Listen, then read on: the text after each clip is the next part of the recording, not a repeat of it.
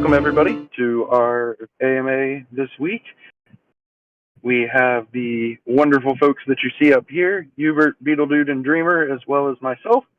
And we're going to get started with Dreamer, giving us a bit of an update on the state of many things. So, Dreamer, go ahead, sir. Thanks, Bolon. Hi, everybody. I don't have a super detailed update, but I can say that just to recap priorities. Priority one, Christabel parity. I think we've been making tons of progress there. I will not go into detail there as Beetle will provide kind of builder update on some things from last week, what to expect in the coming weeks, but excited to see that continuing to move in this market.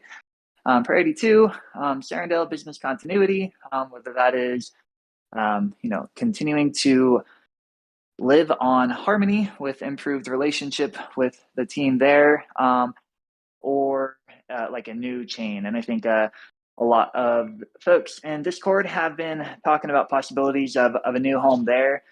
I mentioned, I think 2 weeks ago, that many EVM compatible chains we have been in discussions with. Those discussions have continued with one real front runner. Not really in a place to give names out, but I guess can hint to a little bit of what is attracting us to the chain and what we're really testing out in a lot of our discussions. It's really kind of like a job interview where you get a really nice employer that people want to work at, and you get somebody that's very qualified. It becomes like a two-way discussion, two-way interview. You're looking at the teams, you're looking at the technology. One thing with DeFi kingdoms that we are focused on for any additional chain that we would consider being on, whether it's a home for Serendale or something else, is their ability to handle high level of transactions. I think we've seen that test Harmony, seen that test DFK chain, and I think pretty much any chain out there relative to other protocols, it is looked at to be quite beefy. We have had discussions at length with this front runner. And the team over there, I think, had communicated that our average transactions make up anywhere from 3 to 5% of their overall capacity. Now, I know it's easy to say things without actually testing things live, but that was an important topic that we've been pursuing. And I think, any move would first be, heavily tested to make sure that the experience will be good all around, and wouldn't necessarily require us to be on our own layer 2 or subnet equivalent for every chain we're on. We love DFK chain, but DFK chain also requires a lot of infrastructure, a lot of additional time, and we partnering with Avalanche and having DFK chain be powered by the Avalanche subnets is really our main focus there. So other chains that we're looking at, we're being cautious to not kind of get in too deep and have to run two different infrastructures, rely on new bridges to be added there, new price oracles. We'd rather benefit from the existing technology on the main chain, so to speak. Some other interesting things about the front runner, really high potential for user acquisition in terms of region, partners, and just the overall future of that chain. That's something that's important to us because from a business development perspective, finding new users to come and join the kingdoms as we add additional utility, whether in a bull or a bear market, is definitely top of mind. We can do that by targeting users that are not in Web3 but are gamers. You could look at people that are in Web3 but maybe not games, maybe blockchain gaming but not on the chains that support DeFi kingdoms. And one of the ways to really benefit from some chains that already have a lot of capital and focus and good initiatives to get new users is to partner with those chains in the regions or in the areas with the partnerships and networks that have a high potential for user acquisition. So really technology being able to not only support what we have been doing and what we will be doing going forward, to make sure that it's a good experience, as well as user acquisition, are definitely top of mind. And we think that this, I'll keep saying front runner for now, Discussions are going well. Actually, tonight at like 1:30 a.m. my time, we are talking to their investment team to talk about potential, I'll call it a grant, but potential capital injection for the work that would go into moving Sarandale as an option, and then any interest in the fundraise, which has been mentioned before, has kind of been put on hold. Maybe not hold's maybe not the right word, but there's just things that we need to make sure we solidify and figure out before full confidence and evaluation, because the bridge incident that we experienced and all the fallout and the uncertainty that we're kind of working through, it's not the best place to raise from. So meeting with their investment team tonight to see how that goes, and may have a more detailed update in the next week. We shall see. But meanwhile, we are still meeting with a few other chains, some chains that have like EVM arms that are coming out that haven't been historically seen as EVM compatible. We're considering them as well. It isn't just for Sarandale. We're trying to be strategic here. We don't know how long the bear market will last. We are focusing on our priorities one by one, and really just making sure that as we have consistent progress and aren't necessarily sprinting to each of our milestones, but making sure we're being consistent, we're being smart, we're making good partners, we're being careful. We want to make sure that we not only survive, but build awesome stuff while surviving. So that does require not only hard work from the awesome team that we have, most of which we don't see on the call right now, that have been working their tails off in a market that's quite uncertain. I really give kudos to everybody involved, given the emotions that are a bit of a roller coaster in the crypto world, especially in the last few months or throughout the whole year. But a lot of progress there, and I hope to have a more detailed update to come in the coming weeks. Awesome. Really appreciate you, Dreamer, and everything going into that, and then also the regular updates as well. We're looking forward to bringing y'all more specifics, but can't get too specific until things are ready. So I did also want to circle back. Apologies, forgot to acknowledge. Fox was not able to be here for this AMA. He's traveling, so we do not have the Fox with us at the moment. But we're oh, I just forgot to say that. Sorry. With that, I did want to, as Dreamer mentioned, go to Beetle Dude, and he has a bit of a dev update for us. Thanks, Bolin. Yeah, we're a poor stand-in for Fox, but hopefully he'll be back around next week. But yeah, from the build side, I think hopefully people have noticed that we're still pushing things out, maybe more than ever at this point. We got Meditation Circle out last week, along with a couple other pretty cool features, better handling for people with over 100 heroes, the option to send your items to another wallet straight through the game, including the new Eternal Story pages. So those are some exciting updates that we got out last week. The week right before that was the fishing and foraging quests. This particular week, we're taking a break so we can kind of get back onto our normal release cycle, which is every other 2 weeks. So expect another update coming out next Wednesday. Some of the things that we're working on currently are Alchemist. That one's coming along pretty well. We do need some way to have gold, so we're working still on the item bridge. I think we have a good path forward on that. We have layer 0 set up, and we're just kind of completing the last items that we need before we do some testing and making sure that works well. And then we will have gold mining and crystal mining coming as well. So that's those are the next profession quests that should be coming up.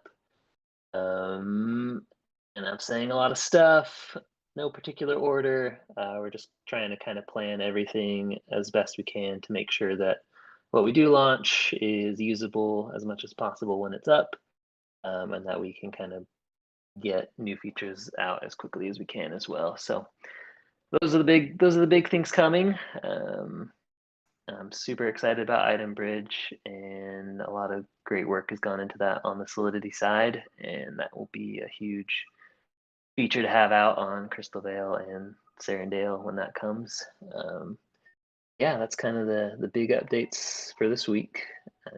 We're just continuing to plug away. The team that's here is doing an awesome job continuing to hustle and bring out these great new features. So yeah, excited. Back Awesome. to you, Bolin. Appreciate it. Appreciate it very much. Yeah, very, very excited for what's been done and what's still to come. And since you're the only direct programming dev up here, you just get all of the credit. So you've Perfect. actually done all of the Crystal Vale parody single-handedly. Awesome. So congratulations. And Thank you. Much appreciated.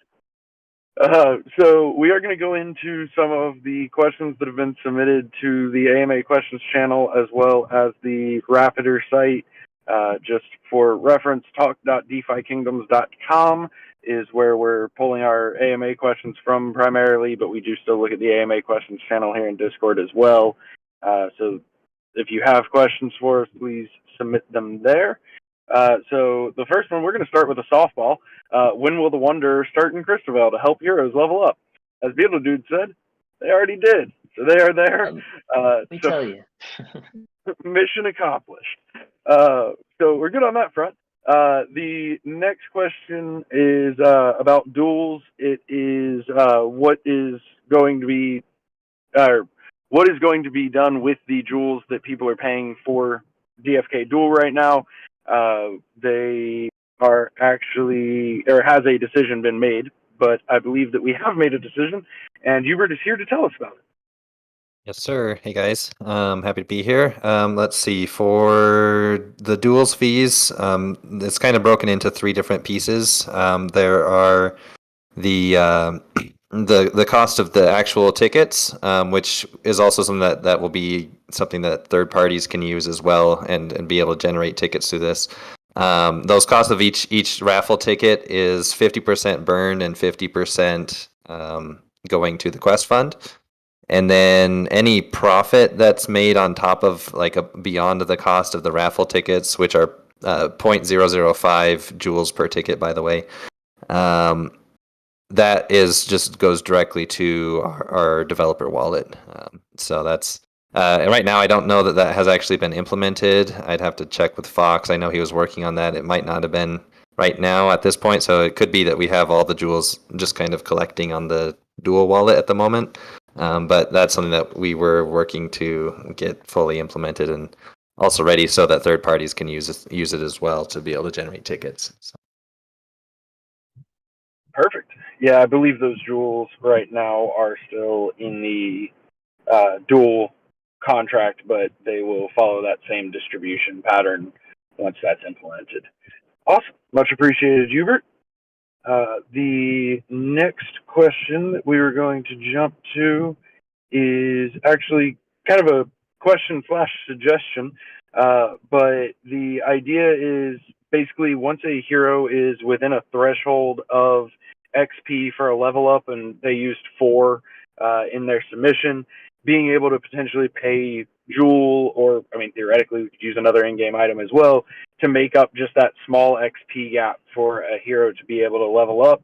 And then obviously that fee could follow a variety of distribution patterns. So that one's kind of a suggestion as well, but if anybody wants to chime in with any thoughts on that, they're more than welcome to.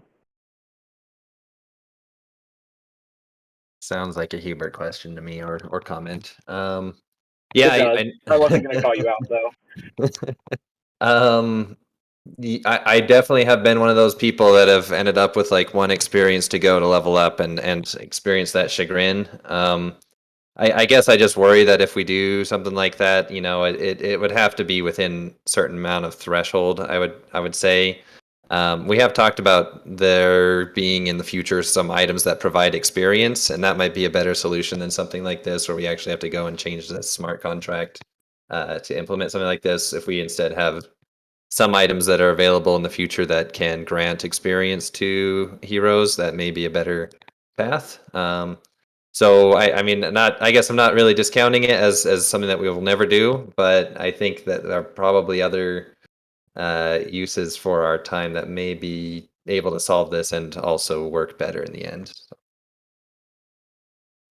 Awesome. Yeah, that would be a really cool item, actually. Also, chagrin is a great word, and I just wanted to give you your Scrabble points for it.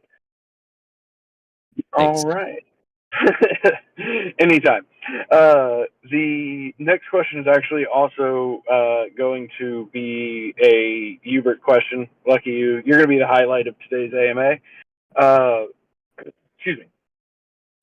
Short version of the question is, what details are more or less finalized for PvP? Are there any that we're able to share at this point, etc.? Did you jump between two different questions there? There was the rune drop one and then the PvP one, or do you want me to? Oh, I was starting with just the PvP one. Oh, okay. Sorry. No problem. Yes, with the PvP one, as far as like what we can say, I don't really want to say too much about it. I mean, we do have a working prototype at the moment, but with the combat system, like something as in depth as this, there's always going to be changes and things that we have to iterate on as we develop it.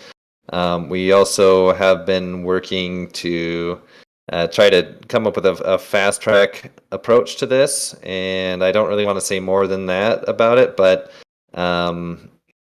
yeah, at this point, I guess I don't really have a way to. I don't think we have a way to really request community content or community support for the development of this.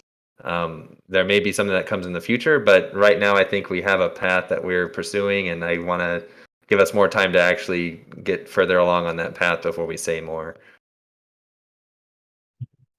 Perfect. Fair enough.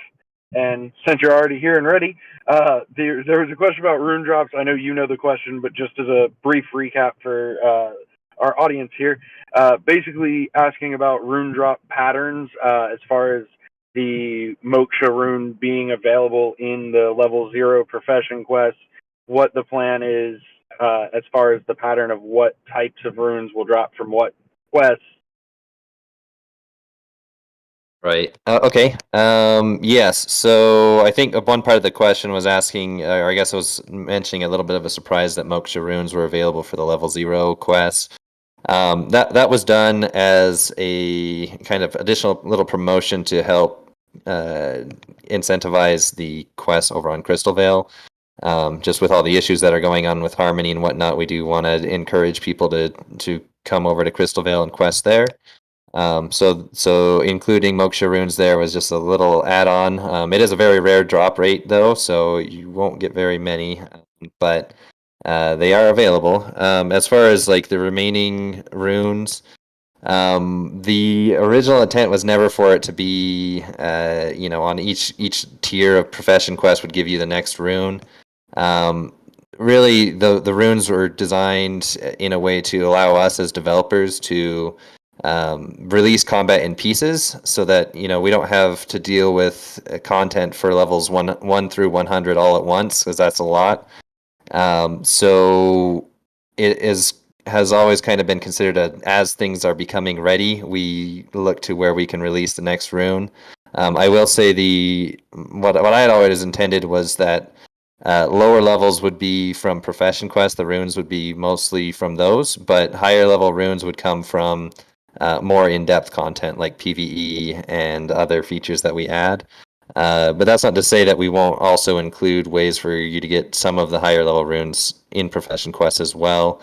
But I guess there isn't a specific pattern that I can point to at this point. It kind of has to go as we're developing and where we're at with things, and where the community is at with their heroes as well. It all kind of plays into that. So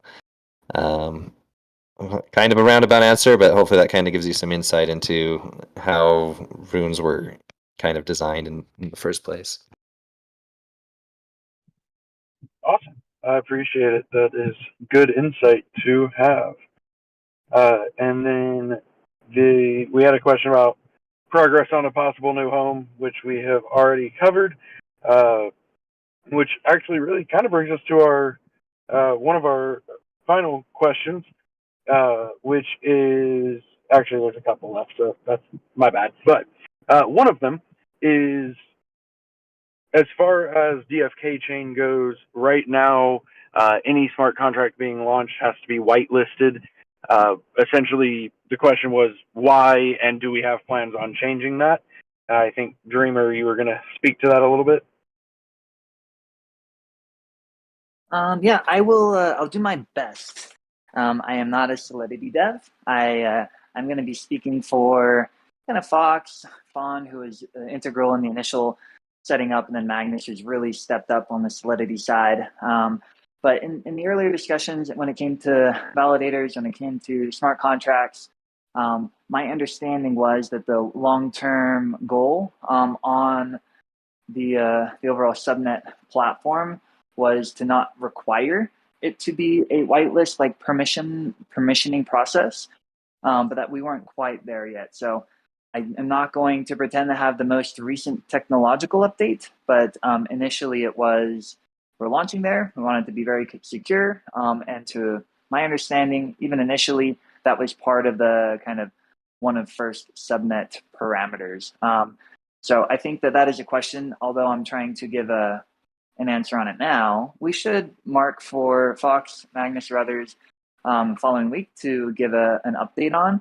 I will say, though, that those that have reached out that are looking to potentially integrate in the raffle system, those that have reached out looking to build on DFK chain, there are projects being whitelisted. So it's not that nobody can get access. So although it might seem like, hey, a little too centralized or a little too cumbersome, I would encourage all to reach out. And if you have something you want to deploy on DFK chain, if it adds value, if it's within, the overall, what's it called? Not user agreement, something of service, terms of service. And it isn't a protocol that is going to be necessarily like detrimental to the overall gameplay or experience. Very high likelihood that we're going to whitelist you.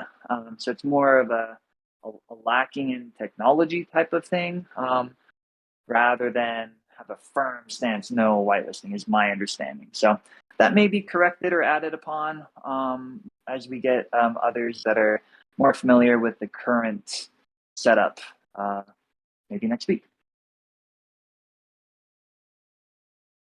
Awesome. Yeah, we can definitely forward that question, but I appreciate you giving what response we currently can and at least giving some insight on it. So that's perfect. Thank you very much.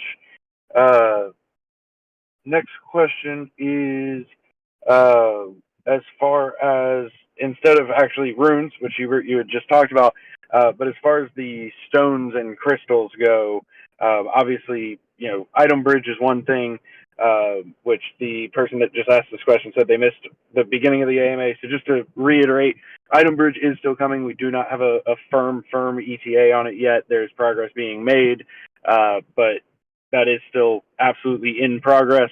But as far as available, like through questing, do you know off the top of your head, or Beetle Dude actually, I guess, when / if we have a firm timeline on when those would be available yet? I'm not sure if we'll have other ways to receive those until we get item bridge up. I'm hopeful that we'll get item bridge up fairly soon. That's a bad answer. But we do have an end in sight with the item bridge. We just have some testing and things that we need to work through. So Hubert, I don't know if you have any thoughts about what else. I don't know that we've talked about moving the stone carver over, but that could be a path if needed. Right. Yeah, for Stonecarver, we want to probably have the Alchemist first. As far as the crystals, though, I mean, the training quests are, I think we were planning to have those be next after the mining quests are out. So that would at least cover the basic lesser crystals. And then like you said, I think the bridge is really going to be kind of key to get some of that stuff over sooner than later.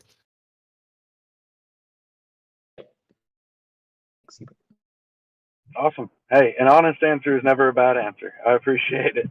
I think everybody is aware that a lot of things are in flux, and so moving as many things along as rapidly as possible all at once. And then, so one last question, and then we'll actually be wrapping up for the day. But the final question is probably, I would guess, maybe Dreamer Hubert, but Beetle, feel free to chime in as well.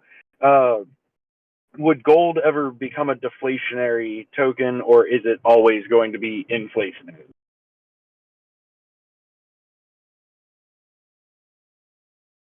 I guess, Dream, I don't know if, I don't think we've really had too many discussions about changing the way gold works at the moment. I mean, it does require that hero's quest in order to generate it. If we wanted to discuss, I think that we haven't had any internal discussions to change the way gold works, is what I'll say. Yeah, and this answer is going to be more of a I'm going to think out loud answer and be transparent about things we thought about gold in the past. So when I hear inflationary, I'm thinking, is it only ever going to serve a purpose where you just kind of add to the supply? Deflationary, we are reducing the overall supply. So if you add to the supply, all else equal, price drops. Reduce it, all else equal, price goes up.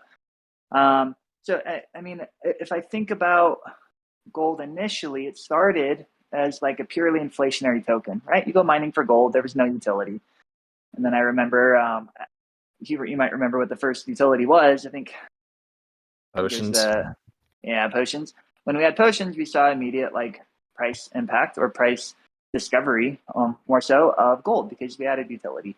And you could argue that that was deflationary because now people are spending gold or burning it as opposed to only earning it. Now on the earning side, we could think about it both ways. Like Hubert said, well, you are questing for it. So what does that mean? Well, you have to own a hero, and on DFK chain, you have to spend Jewel in order to quest that hero. What is the offset of the reward of gold relative to the utility that you could use to then burn it, relative to the hero that you had to own? I would say that it just isn't as easy as it currently being inflationary, and will it ever be deflationary? I think depending on the user and the utility of gold and the popularity of that utility over time, you could argue either way.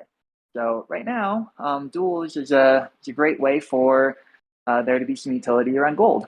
And the more we can enhance that and the more others can come in and potentially integrate into our alpha system, there'll be even more utility there. So I would say the intent is to continue to add utility on the deflationary side. On the inflationary side, well, we are about to have two realms, maybe not about, but we are close to having two realms where you could quest at either one. I've heard the view, oh no, now gold is going to be doubly minted. Well, it would still require double the heroes to be mining gold in order to mint that gold.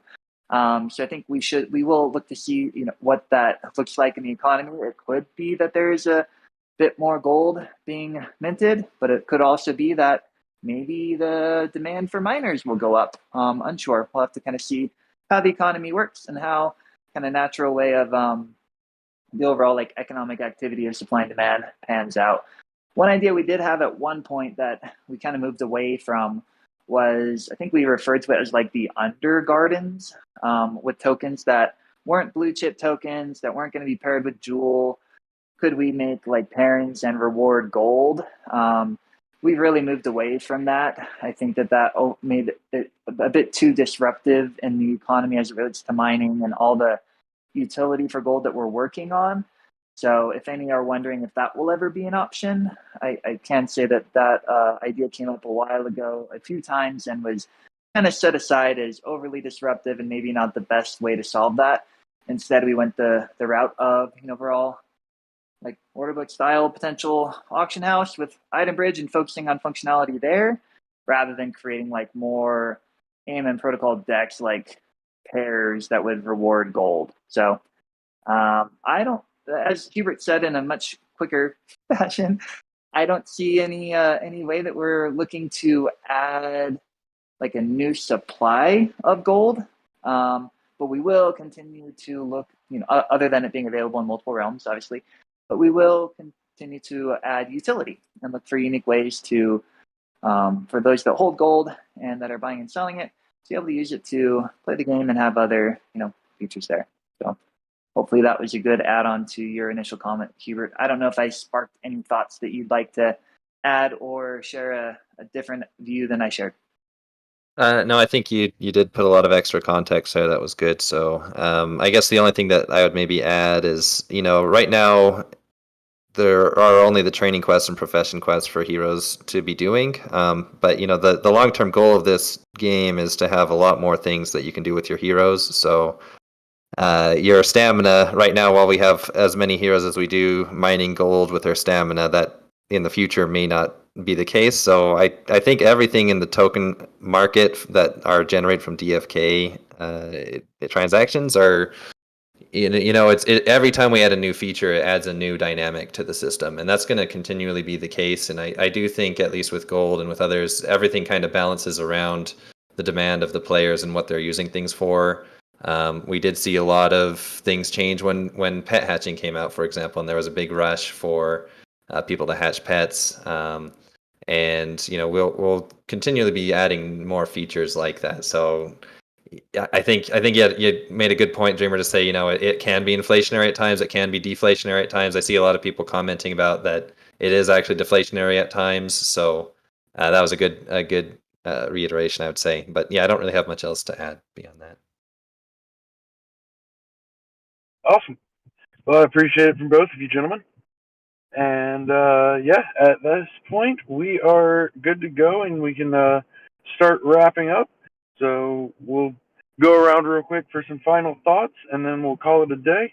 I just wanted to say that, as always, I appreciate all of you gentlemen being up here and answering these questions. And I appreciate all of our community who comes and listens. And I appreciate our community who doesn't come and listen, too. There. Love all of you. No, really do just appreciate everybody that's sticking with us through this process and sees the potential in the future, and we're excited for it, and we're excited to have y'all with us for it. Hubert, any final thoughts? No, I'm just excited to keep making things move forward. We are pushing on a lot of different fronts, and financing and whatnot has kind of slowed us down in some regards, but we're still making progress. We're still going strong. I guess one little teaser I'll say is we are looking to make a few changes with the way the merchant works. The merchant being Zada and Sarandel, and I'm not quite sure the Crystal Veil name, but it looks like that's something that we may be able to have kind of happen along with the feature parity that we're doing right now. And that will make prices a little bit more dynamic. I guess I'll say that for now, just to kind of give you guys a preview. But I also am not positive when exactly that's going to be out yet. So we'll have more info as we get closer to it. Oh, wait until the last minute to drop some alpha teaser. All right, I like it. Beetle Dude, any last thoughts? Putting the pressure on me, Hubert. I get it. No, I think I'll say, like Bolin, you mentioned earlier, like I'm the face of the builders right now currently, but there's a ton of people working behind the scenes who are really pushing hard to make this thing happen, not just me. So super happy to have a committed group of people that I'm able to work with and get this stuff pushed out. And I don't know, it feels good. I think we've still got a great team of people who are committed and ready to keep building. So just wanna say that, and appreciate the community as well, and the support that you guys give to us. So Thank you very much. That's it for me. Nope, there's no alpha drop, so we're gonna circle back to Beetle Dude. Nah, just kidding. And last but certainly not least, Dreamer, if you want to wrap us up and take us home. Sure. Yeah, I think just doing a mental check. I think it's really important in kind of every part of life and business to review kind of how we're doing. And if I were to look at today versus maybe a month ago versus 2 months ago, we've tried to hold these AMAs every week, sometimes more than a week, more than once in a week. And there's some pretty tricky times. Sometimes things that we all woke up to that none of us expected. Sometimes, some of which some hard discussions back and forth, some hard problems to solve for. But in all things in life, people can talk. Talk is really easy. Talk is cheap. Take whatever cliche you want to say. But I'm just proud to see that in this market, in these series of chains of events, we are continuing to show the community that the Kingdom Studios team and all those that are contributing and all those in the community, we do have that long-term vision of excitement, of innovation, and of success that is DeFi Kingdoms. And many of our previous partners, current partners, and future potential partners see it, and I see it, and I just feel like we can be excited. We can post things on Twitter. We can go to events. We can all pat each other on the back. But what it really comes down to is what we're building, what we're putting out, and Beetle Dude leading so many behind the scenes, and Hubert continuing to work through mechanics, and everybody in the community helping people come in, answering their questions, keeping our socials as active as we can, working at other ways of revenue through merchandise, new partners, continuing to pump out awesome art with Second Best Dad and everybody supporting him. It makes me really happy to be on this team, to be working with everybody here, and it would be I guess a miss if we didn't pause and say, not to necessarily brag, but to say we can get on these AMAs and talk a lot, but we are seeing things come out. And I think if we look 3 months, 4 months prior, maybe it isn't everything we wanted to come out based on what we were looking at then in that environment. But all things considered, I am pleased to kind of be standing by the side of all these gentlemen and other gentlemen and ladies not on here that are working their butts off, keeping a level head, pushing forward, and really, keeping their eye on that light at the end of the tunnel. People say no pressure, no diamonds. And we've been under a lot of pressure, and everybody has really been stepping up and performing. And I'm continuing to look forward to the diamonds we're making, and we'll hopefully start popping out here pretty soon, because I say it to myself every once in a while. I look in the mirror, we need a break, and we're getting little breaks here and there. Not like I want to take a break, but like our big break. We need some great news. We've been given some good news, and we're going to continue to work towards that progress, and be patient and look after each other and try to deliver some good stuff. So thanks, Bolon, for leading this so well. Thanks, Beetle and Hubert, and for everybody using the Raptor site. That was a big change to go away from live questions, and I think it's worked out really well. We're still, trying to do our best on working through all the recommendations that come on there, and do have limited resources to get to every single item and everything live, but dropping in questions for the AMA is really helpful to make sure that a week doesn't go by where something really pressing that needs to be answered live, isn't missed. So please continue to use that, and thank you for supporting, everybody on the team and the community, and so on. So with that, bullish. Bullish. Thanks, y'all.